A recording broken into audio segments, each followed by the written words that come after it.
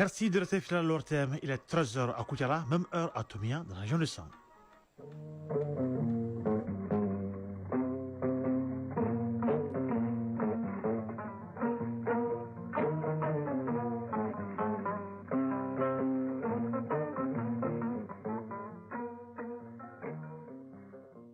Le journal Isaac Thilou. Mesdames, Messieurs, bonjour et bienvenue à la deuxième édition du Mali Actualité. Voici les grandes lignes de cette édition. Le ravitaillement du pays en hydrocarbures se poursuit normalement. Ce vendredi, plus de 800 citernes sont rentrées à Bamako. Les forces de défense et de sécurité ont répondu aux attentes. En troisième région, les acteurs du système socio-sanitaire et leurs partenaires techniques et financiers des régions de Sikasso, Bougouni et Koutiala font le bilan des activités réalisées au cours de l'année 2025 et peaufinent les priorités. L'exercice doit permettre de faciliter l'accès des populations aux services socio-sanitaires de qualité. Du sport, lancer la question en fin de journal. Fabrice Douté nous parle de l'arbitrage africain qui se trouve au cœur de profondes réformes. Eh bien, un plan local donc sera dominé par le championnat national de Ligue 1 professionnel qui reprend avec la 19e journée. Une reprise attendue avec des enjeux importants en haut comme en bas du classement. Voilà pour le titre. Je le disais, pas de panique. Le ravitaillement du pays en hydrocarbures se poursuit. Ce vendredi 1er mai, ce sont donc plus de 800 citernes qui sont entrées à Bamako, grâce aux efforts des autorités et des forces de défense et de sécurité. Et pour la gestion judicieuse des stocks, toutes les dispositions sont prises afin d'éviter toute rétention. Reportage, Bérogo Fouvara.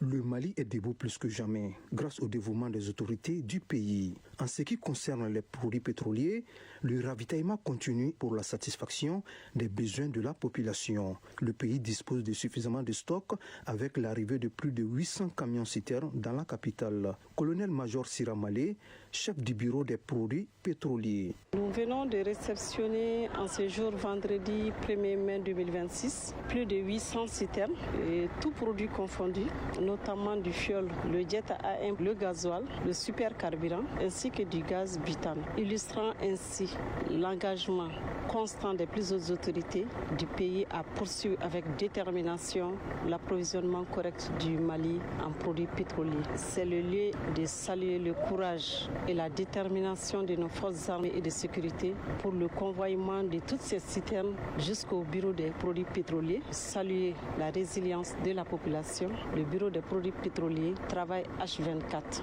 depuis la signature du protocole le 10 octobre passé. Je peux vous rassurer que toutes nos équipes sont mobilisées sur le terrain pour un bon dispatching de toutes ces cargaisons au niveau donc des différentes stations-service de Bamako. Avec cet engagement, rien ne pourra ébranler la quiétude des citoyens.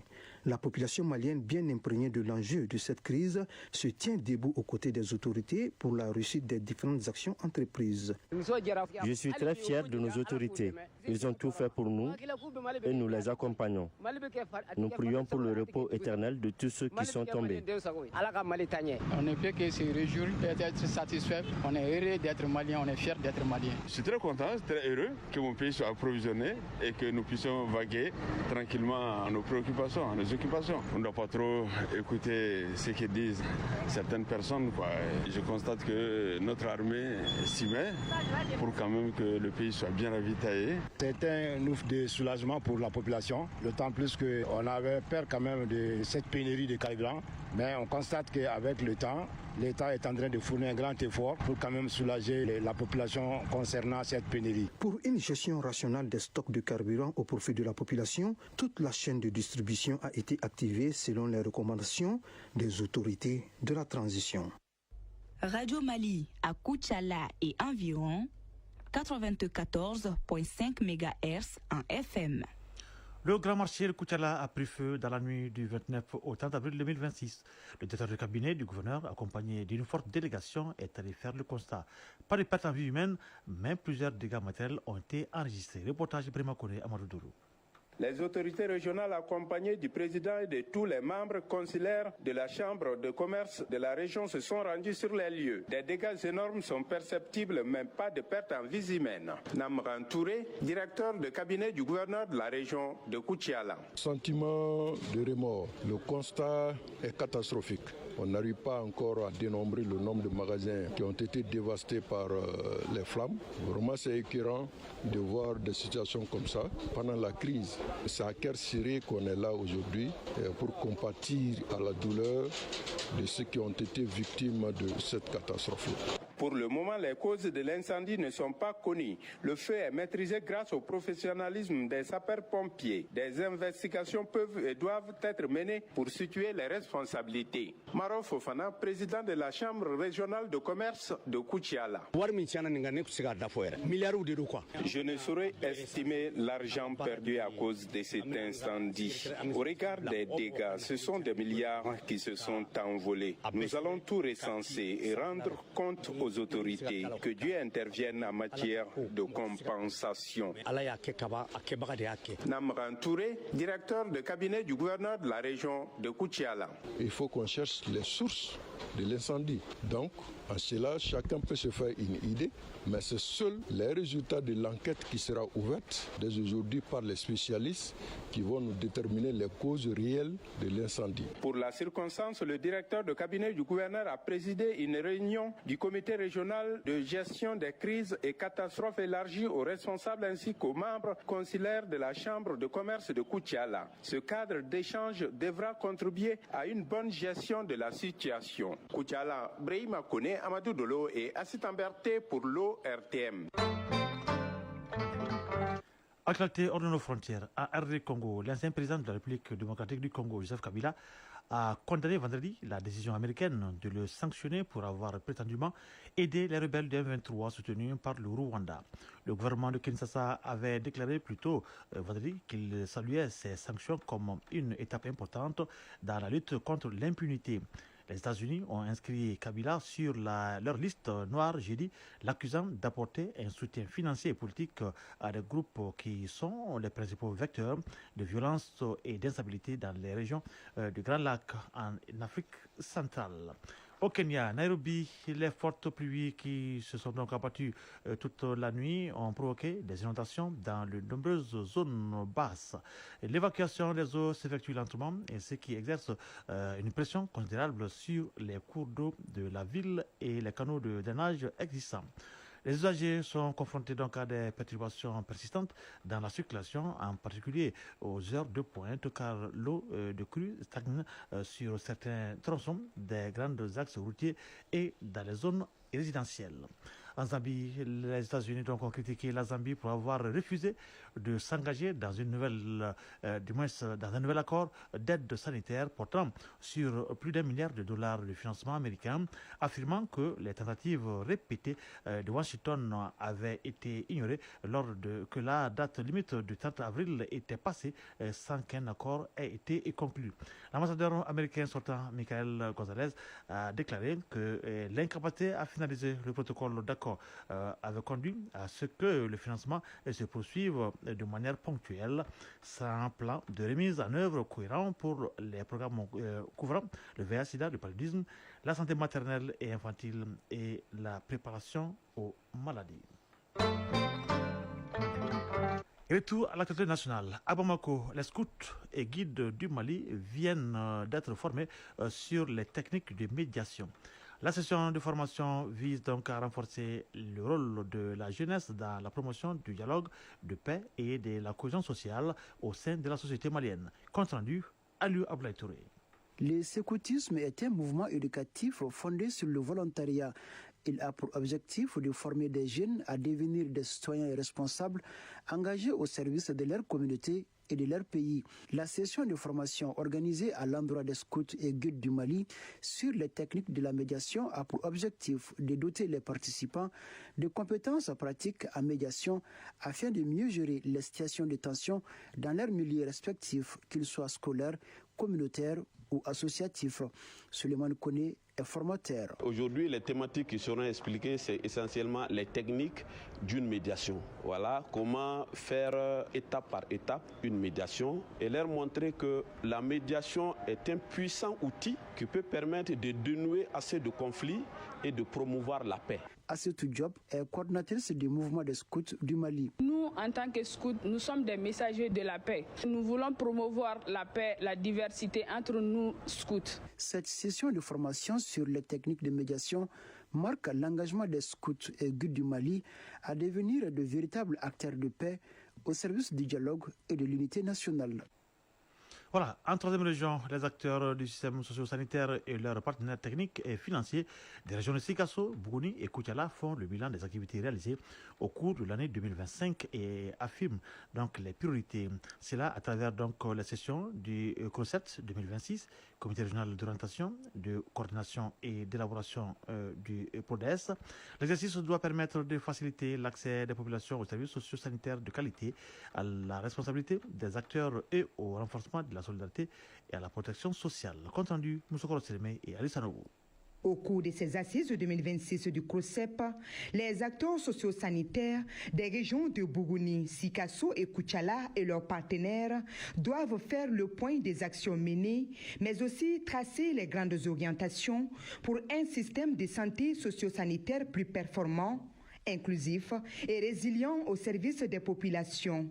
Dr Benoît Traoré, chargé de planification à la direction régionale de la santé de Sikasso. Nous pouvons dire globalement que le niveau d'évolution quand même est satisfaisant. Si bien qu'il y a des efforts quand même à fournir pour pouvoir améliorer davantage ces niveaux-là. Pour le PO 2025, il y a eu quand même un taux de mobilisation à hauteur de 72%, exécuté à hauteur aussi de 93% à peu près. Professeur Abdoulaye Touré, chef de file des partenaires techniques et financiers. Les PTF du secteur santé prendront en compte les conclusions de ces assises et se tiendront aux côtés des autorités socio-sanitaires et administratives pour des appuis nécessaires et indispensables à la survie de la mère, de l'enfant et de l'adolescent filles et garçons. Il en sera de même pour la poursuite d'ici 2030 de la marche vers l'atteinte des ODD. Un accompagnement jugé indispensable pour élever les défis du moment et garantir une meilleure offre adaptée aux besoins essentiels des communautés. Dr Benoît Traoré, chargé de planification à la direction régionale de la santé de Sikasso. Nous allons quand même mettre l'accent sur l'avènement du FBR, financement basé sur les résultats, qui a commencé au niveau des 5 districts sanitaires de l'ancienne région de Sikasso. Toutes les difficultés que nous avons été confrontées, nous allons quand même les transporter en opportunité. Amadou Soumaré, conseiller au gouvernorat de Sikasso. Ce plan décennal 2014-2023 est arrivé à terme en fin 2023. Les expériences engrangées ont constitué des enseignements majeurs pour la conception du nouveau PDDSS 2026-2035, orienté vers la couverture universelle des services de la santé, de la protection sociale et de la promotion de la famille. Parmi les résultats de la mise en œuvre du PRODES dans la région, on note le processus de digitalisation de la santé communautaire, l'accompagnement des personnes en situation de vulnérabilité et le cofinancement des mutuelles de santé par l'État. Sikasso, Moussokoro Sérémé et Alice Anogo pour l'ORTM. Direction Gao. Le centenaire de Gao a servi de cadre au lancement des travaux de l'atelier de revue finale de la stratégie nationale d'accès basée sur la localisation dans la région de Gao. Organisée par la Direction régionale du développement social et de l'économie solidaire de Gao, l'activité est financée par l'UNICEF. Elle vise à faire le point sur les activités menées sur le terrain, identifier les difficultés et formuler des recommandations. La session regroupe des acteurs de mise en œuvre venus des régions de Kidal, Menaka et Gao en présence d'une délégation nationale. Reportage Alisatou Mohamed Maïga, El Mahdi Touré.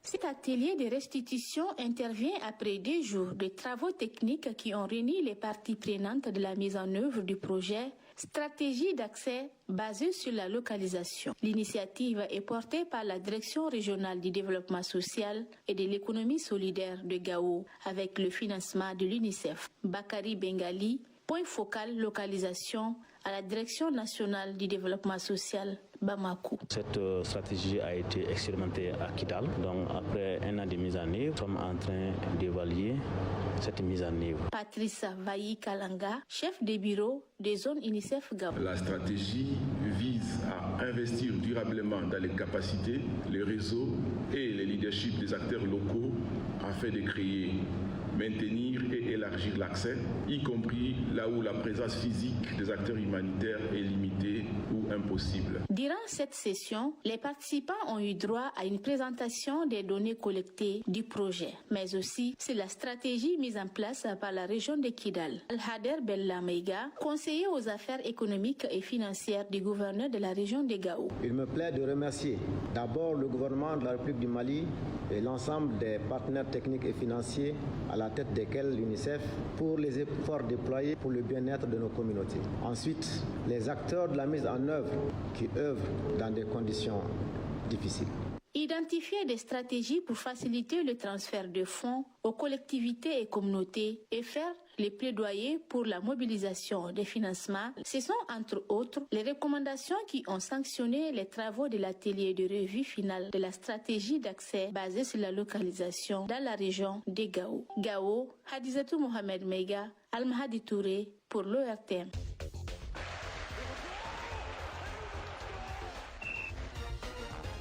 Sport. L'actualité sportive de ce samedi est essentiellement football. Sur le continent, l'arbitrage africain est au cœur de profondes réformes. Lors du 76e congrès de la FIFA, des mesures importantes ont été annoncées pour renforcer la crédibilité des officiels et redorer l'image du football continental. Au plan local, la Ligue 1 professionnelle de football reprend donc avec la 19e journée une reprise attendue avec des enjeux importants en haut comme en bas du classement. La synthèse de l'activité sportive, c'est avec Famour Dourté. Suite de la 19e journée de la Ligue 1 Pro du Mali. 2 rencontres sont au programme ce samedi. À Bamako, au stade de Wenzen Koulibaly, à partir de 16h, Derby Academy, 8e avec 20 points, reçoit un gros morceau, le stade malien de Bamako, actuel 5e avec 32 points. Un match important pour les deux équipes.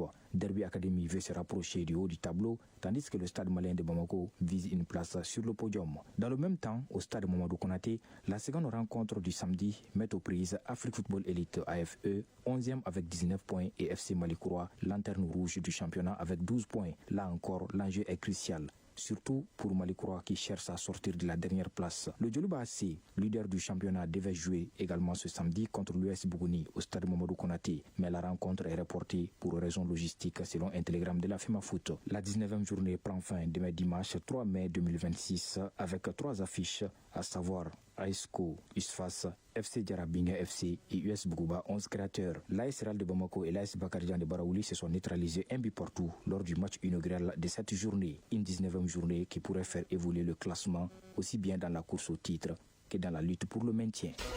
Hors du continent, les nominés pour le trophée de l'Union nationale des footballeurs professionnels UNFP 2025-2026, récompensant les meilleurs joueurs, espoirs, gardiens et entraîneurs en France, ont été dévoilés jeudi 30 avril. Auteur d'une saison colossale avec le Racing Club de Lens, Mamadou Sangaré Di Gaucher n'a pas été retenu à la désagréable surprise de nombreux observateurs. Son coéquipier Florian Thauvin, auteur de 15 contributions décisives, 10 buts 5 passes, représente Lens parmi les 5 nominés pour le titre de meilleur joueur. Le gardien Robin Risser figure lui aussi parmi les nommés à son poste. Mais l'international malien, malgré son influence évidente, reste à quai. Un choix qui interroge, d'autant plus au vu de l'identité de certains de ces joueurs qui lui ont été préférés, comme Ousmane Dembélé du PSG, gêné par les blessures et titularisé seulement à 9 reprises en Ligue 1 cette saison pour 10 buts marqués. Le constat est clair, le Malien paye sans doute son manque de statistiques offensives.